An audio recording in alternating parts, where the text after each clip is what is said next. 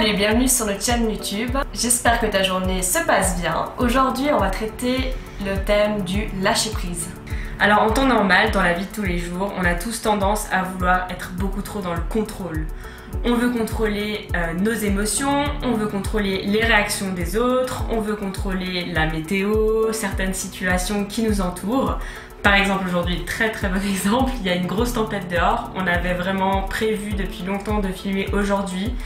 On avait bloqué la journée, donc on ne peut pas vraiment faire autrement.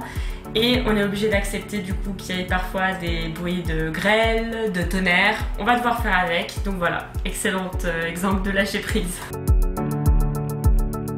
Donc concrètement, qu'est-ce que le lâcher prise? C'est tout simplement le fait de se libérer du contrôle que l'on a dans certaines situations qui sont difficiles. Et surtout vraiment de se libérer de ce qui nous fait souffrir, de ce qui nous tourmente, ou bien même de ce qui nous encombre. Alors pourquoi lâcher prise finalement? Tout simplement pour pouvoir mieux accepter ce qui nous arrive, emprunter une meilleure direction et être bien plus dans le bien-être et la sérénité dans nos vies quotidiennes. Par exemple, vous êtes en voiture, vous arrivez face à une zone de travaux et il y a une déviation. Est-ce que vous allez continuer tout droit? Non, ça serait complètement débile. Donc dans la vie, en fait, il faut faire exactement la même chose. Il faut s'adapter à son environnement. C'est ce que font les êtres humains depuis toujours. Il faut penser exactement pareil en termes de lâcher prise. Alors, nous avons 5 étapes pour le lâcher prise. La première consiste à faire un état des lieux et de prendre conscience de la réaction que l'on a face à une situation. Par exemple, pourquoi on est en colère, pourquoi on est stressé, pourquoi on se sent comme ça dans cette situation. Et surtout, la question qu'il faut se poser, c'est est-ce qu'on peut faire quelque chose par rapport à cette situation? Est-ce qu'on peut la contrôler ou pas? Si on ne peut pas la contrôler, et bien tout simplement, c'est là qu'il faut rentrer dans le processus du lâcher-prise. La deuxième étape pour lâcher prise, c'est de prendre du recul et de la hauteur. Pour ce faire, on peut tout simplement se poser la question, si jamais cette situation ne m'arrivait pas à moi, mais si elle arrivait à un ami, à un proche, à quelqu'un de la famille, qu'est-ce que j'aurais tendance à lui conseiller? Qu'est-ce que je lui dirais? Comment je lui recommanderais d'agir?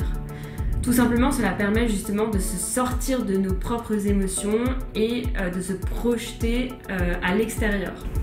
La troisième étape consiste à accepter la situation.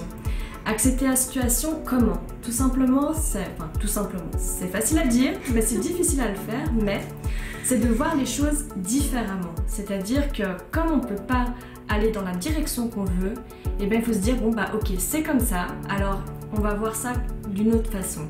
Et forcément on sera moins en colère, moins énervé. Par exemple, j'ai une anecdote, quand je suis partie à Bali, il y avait une éruption volcanique le jour où je devais atterrir. Ce qui a fait que je suis restée une journée entière à l'aéroport et 2 jours bloquée à Hong Kong. Donc ça m'a en fait gaspillé 3 jours de vacances. Au lieu de rester dans mon hôtel énervée et dire oh ça m'a vraiment abîmé 3 jours de mes vacances, je me suis dit bon bah c'est comme ça, je peux rien y faire. Donc j'ai profité de sortir, j'ai été visiter la ville et franchement j'en étais tout autant contente.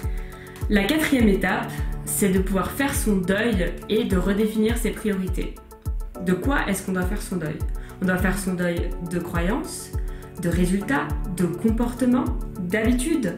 Par exemple, on a souvent tendance à vouloir être parfait, à faire les choses tout correctement.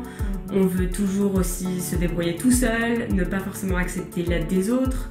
Le deuil de résultats, ça peut être lié à des résultats scolaires. On veut absolument avoir des bonnes notes, on veut absolument réussir nos examens.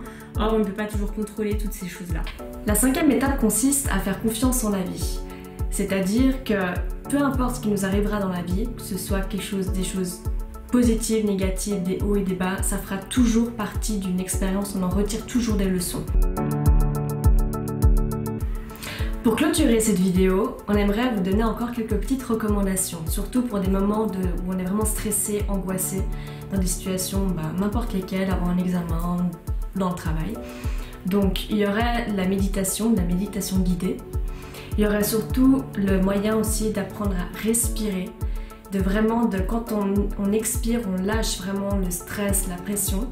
Et il y a également aussi des exercices de la pleine conscience. C'est ce qui nous ramène vraiment dans l'instant présent, c'est ce qui nous permet vraiment d'enlever toutes les pensées parasites, ce qui nous angoisse, ce qui nous stresse. Mais tous ces thèmes-là seront vraiment bien détaillés dans des prochaines vidéos. Merci beaucoup d'avoir regardé cette vidéo, on espère qu'elle vous a plu.